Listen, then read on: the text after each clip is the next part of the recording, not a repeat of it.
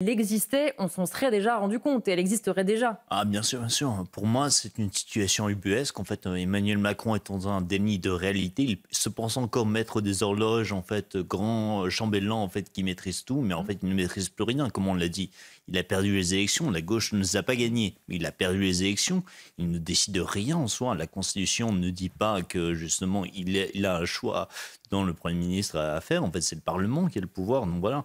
Pour moi, il y a trois options et qui existe. Premièrement, il y a une option de gouvernement d'union nationale qu'on a pu connaître après la Seconde Guerre mondiale, par exemple, mais on sait très bien que c'est impossible, sachant qu'une coalition qui irait de LFI jusqu'au RN, c'est impossible. Ça ferait beaucoup de bruit à l'Assemblée, on serait à risée du monde entier. Deuxième solution, ça serait un gouvernement technique, en fait, un petit peu comme on a eu en Italie avec Mario Draghi, Mario Monti.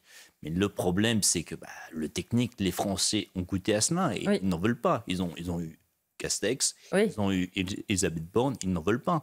Ils l'ont bien montré. Oui, avec en plus, c'était pas qu'un gouvernement technique. Le Premier ministre était technique, mais on a quand même des ministres un peu quand même politiques, attachés à une étiquette. Oui, si on veut, mais... Ceci dit, Mme Castex est assez technique. C'est quand même une haute fonctionnaire qui a Elle est technique, mais elle est marquée politiquement. On est d'accord. Elle est marquée politiquement. C'est ça le problème pour moi. Et troisième possibilité, ça serait justement de trouver une majorité relative forte au Parlement.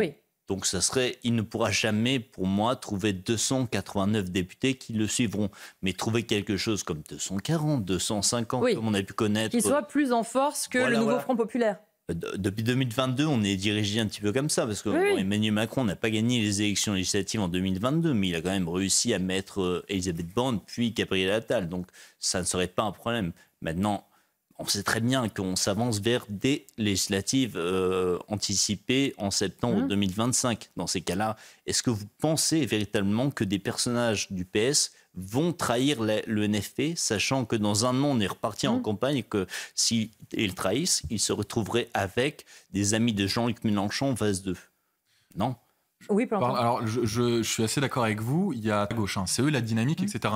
Pour autant, le PS s'est pas effondré comme on le pensait, et les Verts non plus. Donc je pense qu'ils pourraient faire leur coalition en septembre 2025 ensemble sans le NFP et donc du coup trahir la France. Mais j'en suis moins sûr, Il faudrait attendre pour moi parce que certaines circonscriptions en fait, gagnées par le PS sont des circonscriptions, on va dire, populaires en fait. Et donc ils ont gagné, pourquoi? Parce que LFI a été gracieux et leur a donné en fait la circonscription. Mais si demain Jean-Luc Mélenchon en colère décide tiens, je vais mettre un LFI dans cette circonscription-là, sauf si c'est une circonscription bétonnée comme jamais, ils vont perdre. Dans ces cas-là, pour moi, très impossible au centre-gauche. Il faudrait aller au centre-droit. Maintenant, Laurent Wauquiez a bien verrouillé en fait, ses députés. Je ne vois pas comment en fait, l'option d'avoir une majorité relative au Parlement pourrait émerger. Donc, les prochains mois s'annoncent assez intéressants, on va dire. Elliot Maman, c'est vrai qu'il y a une question de calendrier pour le président de la République, mais pour tous ceux qui pourraient rejoindre, comme vous le disiez, potentiellement une coalition. C'est-à-dire qu'entre ceux qui pensent déjà à toujours les mêmes personnes pour une coalition, c'est que tout le monde tend la main, mais déjà, on tend la main pas finalement à tous les groupes. Et puis il y a surtout des grands principes, il faut plus de sécurité, que le travail paye plus, qu'on ait un meilleur accès aux services publics. Mais en revanche, quand on sort des beaux principes sur lesquels, évidemment, tout le monde est d'accord, aucun politique vous dira « j'aimerais que les Français travaillent pour moins cher ». Mais comment on va dans le fond? Parce que s'entendre sur des principes, c'est facile. S'entendre sur des mesures, sur des réformes, sur des lois qu'il va falloir faire voter, là, on a du mal à voir comment c'est possible. C'est bien ça le problème, C'est pour ça que je pense que ces différentes lettres ne servent pas à grand-chose. C'est plutôt du symbolique en disant « nous avons compris ». On va arrêter les messages sur Twitter ou sur autre chose et on va en fait être dans du concret. On va revenir en fait à ce qui faisait la politique politicienne en fait grand-papa. On va dire qu'on a connu sous Mitterrand ou Chirac par exemple. Mais les Français ne sont pas dupes et je pense que la majorité d'entre eux s'en moquent un petit peu en fait de ces lettres. Je dirais c'est plus symbolique, mais après il n'y a pas d'acte comme vous le dites. C'est vrai. Oui, puis ça n'engage pas à grand-chose que de se dire qu'on est d'accord sur des grands principes, a priori. Ça n'engage pas à grand-chose. Et on sait très bien qu'aujourd'hui, on est dans une situation mais exécrable. En fait, il faut donc se montrer flexible au Parlement. En fait, il ne faut pas être arc-bouté sur ses positions. Le problème, c'est que personne ne fait cela. En fait, personne ne va vers l'autre, ne tend la main. Pour moi, le plus marquant, c'est Lucie Castet, en fait, et au niveau du NFP. C'est que véritablement, elle ne dit pas... je vais en fait me montrer plus flexible. Je vais revenir sur certaines propositions chocs en fait qui peuvent donc brusquer certains groupes parlementaires en fait. Donc même si elle se dit prête à renoncer plus ou moins au SMIC à 1 600 €, bah, voilà. Elle ne veut pas bouger sur beaucoup de choses. Et on sait très bien que c'est un problème qui est complètement en déconnexion avec la France, avec l'état de la France actuellement. C'est-à-dire qu'ils ne veulent pas bouger sur les réformes. Et alors que nous sommes dans un état budgétaire et financier catastrophique et que justement nous savons que la Commission a commencé une procédure pour déficit excessif touchant la France, face à cela, qu'est-ce qu'on propose? Plus d'investissement, un programme keynésien, on va dire, on va offrir en fait, on va ouvrir les vannes et on va dépenser de l'argent à tue-tête. Très bien, mais le problème c'est que la réalité ce n'est pas cela et on s'attendrait peut-être à ce que Lucie Castet fasse preuve en fait de malignité en fait et aille voir les autres chefs de groupe. Mais elle n'est pas la seule à choisir. Elle a essayé quand même un petit peu. Oui, mais Paul-Antoine, c'est le problème effectivement. Comme le disait Gérard Vespierre, ça reste des négociations, ça reste aussi parfois non pas un jeu de dupes, mais un jeu où chacun essaye à la fois d'impressionner l'autre et d'essayer d'obtenir un maximum de choses pour qu'à la rigueur, quand le curseur bouge, eh bien, ils arrivent peu ou prou à ce qu'ils souhaitaient. Et c'est ce qu'il faut espérer. Oui, bien sûr. C'est vraiment un jeu, comme vous le dites. Pour moi, ce qui compte, c'est le rapport de force. Et il faut voir qui veut ou qui ne veut pas en fait la paix. En fait, on sait que les principaux acteurs, les États-Unis, comme on a vu, mais aussi la Chine, par exemple, veulent la paix. Bon, pour les Chinois, c'est le business d'abord. Pour les Américains, bon, c'est embêtant. Et ils voudraient porter leur attention sur Taïwan plutôt que avoir des problèmes au Moyen-Orient. Pour les acteurs régionaux, donc ça va des pays arabes avoisinants jusqu'à l'Iran même, aucun ne veut vraiment cela. Même l'Iran, en fait, ils doivent répliquer après l'assassinat de Haniyeh à Téhéran, par exemple. Mais ils prennent vraiment des précautions, ça prend du temps. Certes, c'est une opération très complexe, donc ça va prendre du temps, mais aussi, il faut se dire, ils veulent à tout prix éviter une escalade en fait meurtrière. Parce que ça les mettrait très mal si Israël, après... Israël réagit. Évidemment. Pour Israël, malgré ce qu'on arrive à entendre dans différents médias, en fait, je ne pense pas que Netanyahou veuille à tout prix donc que l'escalade, il veut à tout prix de la guerre. Justement, il veut éviter la régionalisation. Après, lui, il n'est pas en totale maîtrise. En fait, ça pourrait dépendre des proxys de l'Iran. Oui, la question, c'est aussi celle, malheureusement, de la riposte et du coup de ces ripostes qui pourraient s'enchaîner, malheureusement. Le problème dans ces négociations de paix, pour moi, c'est noir. C'est le Hamas, parce que c'est le seul qui ne veut pas la trêve, qui ne veut pas la paix, en fait. Et dans ces cas-là, c'est un rapport de force. Et Sinoir, comme on le sait, parce que Haniyeh, avant, était un modéré, en fait, au niveau du bureau politique, et était donc soutenu par la Turquie et le Qatar. Sinoir, en fait, est très proche de l'Iran, et lui, il veut une opposition armée. Il sait très bien que le Hamas n'a pas l'ascendant pour l'instant donc dans la bande de Gaza, donc il veut avoir cet ascendant, il veut en sortir vainqueur.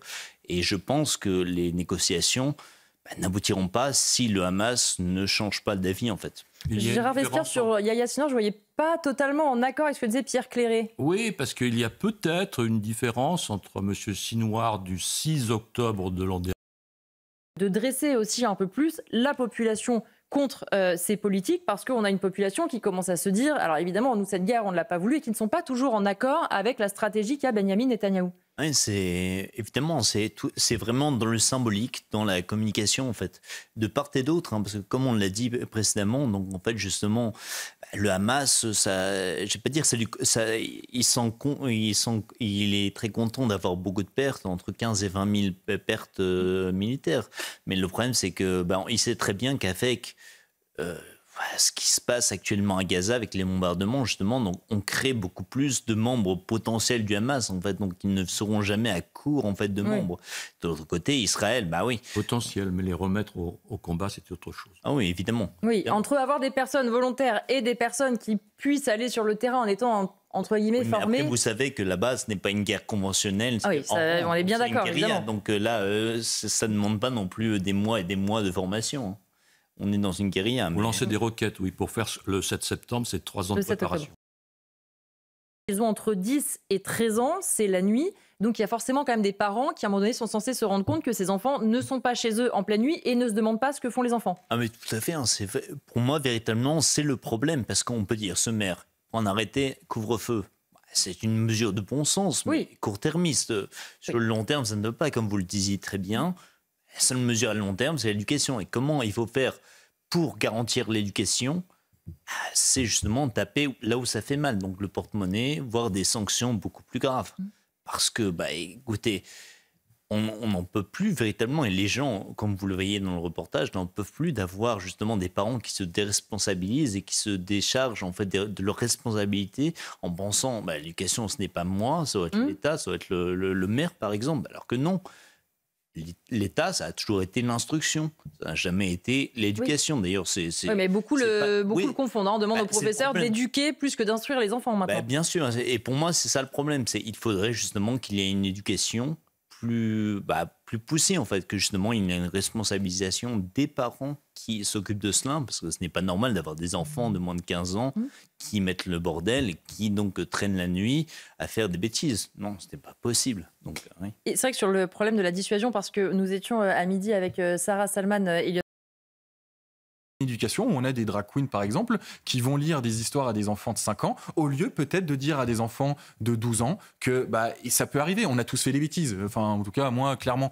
Oui, de là à taguer le mur, il y a non mais voilà, vous taguez un mur, vous nettoyez, ça c'est de l'éducation. Et ça, peut-être que les professeurs peuvent faire ça plutôt que d'autres choses où on éduque nos enfants. Et c'est vrai que Pierre Cléry, justement, parce que quand on dit tu casses, tu répares, tu salis, tu nettoies, on se rappelle aussi qu'Éric Dupond-Moretti, ministre de la Justice, bien avant cette déclaration de Gabriel Attal, avait dit il faut des sanctions qui soient certaines, premièrement, et qui soient en rapport avec les dommages causés. C'est-à-dire que typiquement, il avait cité l'exemple des jeunes qui vont taguer, ils repeignent le mur. Parce qu'effectivement, il y a des cas où c'est plus compliqué de réparer stricto sensu ce qu'on a fait.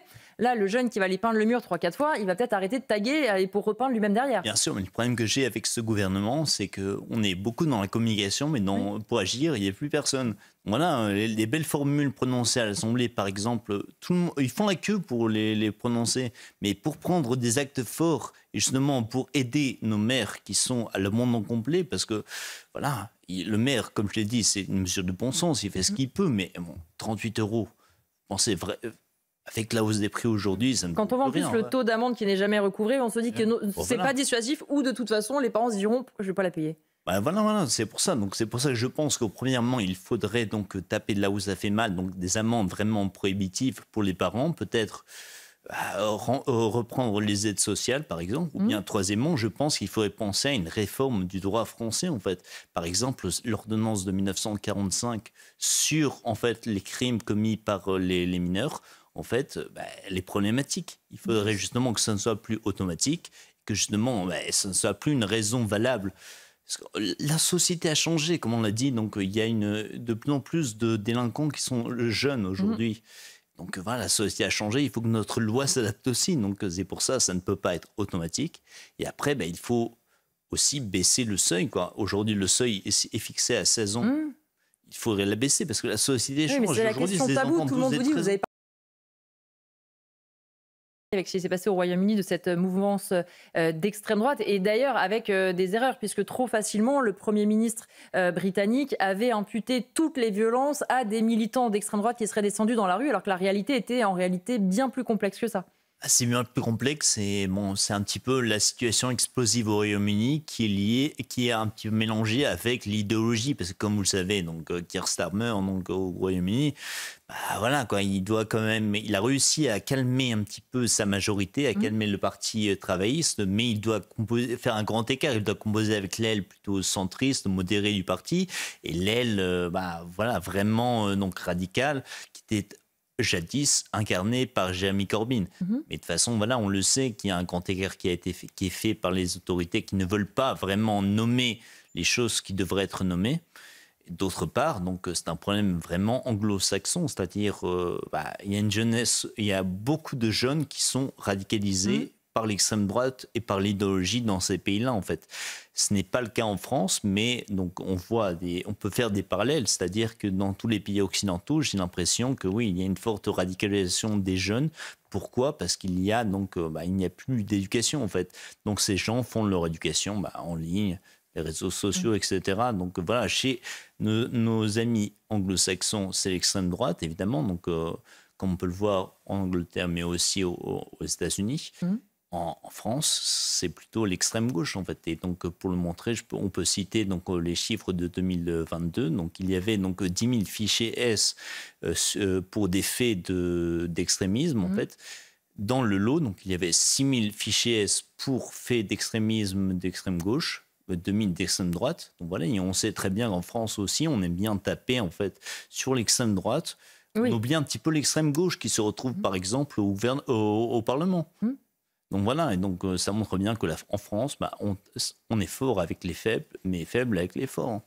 Et vous avez parlé justement de la plus grande radicalité des jeunes. C'est le constat que partageait Claude Moniquet ce matin, le spécialiste terrorisme et renseignement. Il revenait justement sur cette violence de plus en plus. Référence à sa fortune, dire que Donald Trump est grossier, ce qu'elle a fait à plusieurs reprises, qu'il a un comportement problématique avec les femmes. On se dit, est-ce que ça marche vraiment ? Parce que les gens qui ont déjà voté pour Donald Trump, qui veulent potentiellement revoter pour lui, tout ça, ils le savent. Et les outrances de Donald Trump, a priori, ne les gênent pas. C'est peut-être pas le bon angle d'attaque. Bien sûr, mais pour l'instant, ça marche. Mais je dirais que là, pour l'instant, on est un petit peu dans une lune de miel entre Kamala Harris et les Américains. C'est l'effet de la nouveauté, d'une campagne bien ficelée, de nouveaux moyens financiers en fait, que Joe Biden n'avait pas. Mais bon, là, avec la convention donc, qui commence lundi prochain, par exemple, on va entrer dans le dur de la campagne. Oui. Et là, comme vous le disiez très bien, en fait, ces invectives en fait, de dire que Trump est un machiste, Trump est un extrémiste, etc., ça ne tiendra plus. Là, il faudra rentrer dans le vif du sujet. Il faudra donc justement que la politique européenne son droit, en fait. La communication, ça sera fini, ce sera la politique. Et donc voilà, il faudra bien battre Trump sur ce point de vue-là, sachant que Kamala Harris s'offrira du bilan de Joe Biden qu'elle devra défendre et qui n'est pas très bon, en tout cas pas très bien vu par les Américains en termes d'économie et en termes d'immigration. Et donc, voilà, ils peuvent dire ce qu'ils veulent, mais c'est cela. Et donc, les invectives sur Trump qui serait fasciste, Trump qui serait autoritaire, ça ne pèsera pas bien lourd, sachant que les Américains, ils le sont quand même dans leur porte-monnaie. Et ensuite, voilà, il y aura au rôle de retour des idées, parce qu'on aura le 10 septembre un débat télévisé entre Kamala Harris et Donald Trump. Et dans ces cas-là, on sait très bien que Donald Trump, c'est un animal politique. Et si donc elle n'a pas d'autre chose à présenter que donc des invectives sur la nature de Donald Trump ou certaines de ses déclarations, elle se fera laminer. C'est pour ça, c'est bien le problème. Mais je pense que là, nous rentrons dans le cœur de la campagne américaine. Elliot Maman, effectivement, le débat va être un moment important parce que là, on sent que la campagne, certes, a débuté. On n'est pas encore véritablement sur le fond. Et faire face à Donald Trump dans un débat, il est beaucoup plus habitué qu'elle d'abord.